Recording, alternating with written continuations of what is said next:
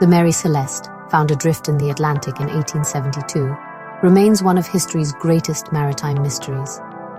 Her crew vanished without a trace, leaving a perfectly seaworthy ship behind.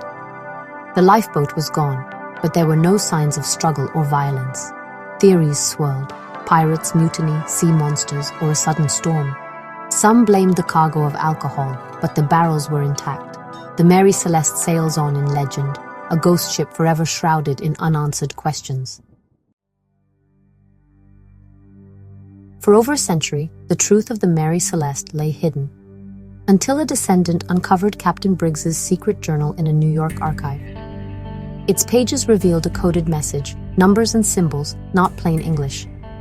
Experts cracked the cipher using Briggs's Bible, uncovering a tale of secret cargo and a dangerous clandestine mission. The Mary Celeste was no ordinary ship. Her final voyage was shrouded in peril and mystery. The secret cargo, as unveiled by the captain's hidden log, was not denatured alcohol. It was something far more volatile and dangerous, a newly synthesized, unstable chemical compound. The log described it as phlogiston's fire, a dramatic name for a substance that, according to Briggs's panicked notes, could react explosively with even minor changes in temperature or pressure. This chemical was the real reason for the voyage. It was destined for a clandestine buyer in Genoa, someone connected to political agitators planning something big. The Mary Celeste was, in essence, transporting a weapon of immense destructive potential, and the crew had no idea. The journey started smoothly enough, but then the Atlantic weather turned. A storm began to brew, not a hurricane, but a system that caused the atmospheric pressure to drop significantly. It was this change that triggered the first signs of trouble. According to the decoded log, some of the barrels containing the secret chemical began to leak a strange, acrid vapor. The fumes seeped from the cargo hold, a foul-smelling mist that alarmed the crew. Captain Briggs, knowing the true danger, tried to keep them calm, but the situation was rapidly spiraling out of his control. His coded entries speak of his profound regret and his fear for the lives of his wife, his young daughter, and his crew. Panic erupted.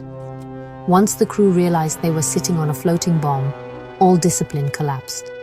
The fear of a catastrophic explosion became all-consuming. Briggs described scenes of chaos, with sailors demanding they abandon ship immediately. He tried to reason with them, to explain that the ship was their safest option, but the terror was too great. The sight and smell of the leaking vapor, combined with the knowledge that they had been deceived about the cargo, created a perfect storm of fear and mistrust. The captain was no longer in command of his vessel.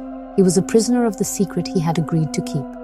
In a final desperate act, Captain Briggs gave the order to evacuate. His log explains his reasoning.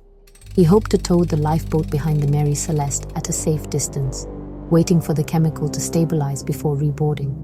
It was a risky strategy, but in his mind, it was the only way to calm the crew and prevent a full-blown mutiny. They hastily gathered in the lifeboat, a small, vulnerable craft tethered to the much larger ship. They were casting themselves into the mercy of the ocean, believing the true danger lay behind them, in the hold of the Mary Celeste.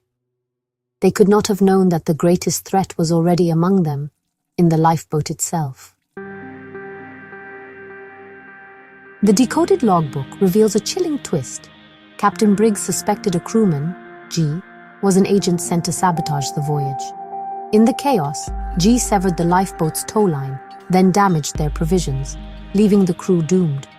The Mary Celeste's fate was no accident but a calculated betrayal, its true story lost to the sea.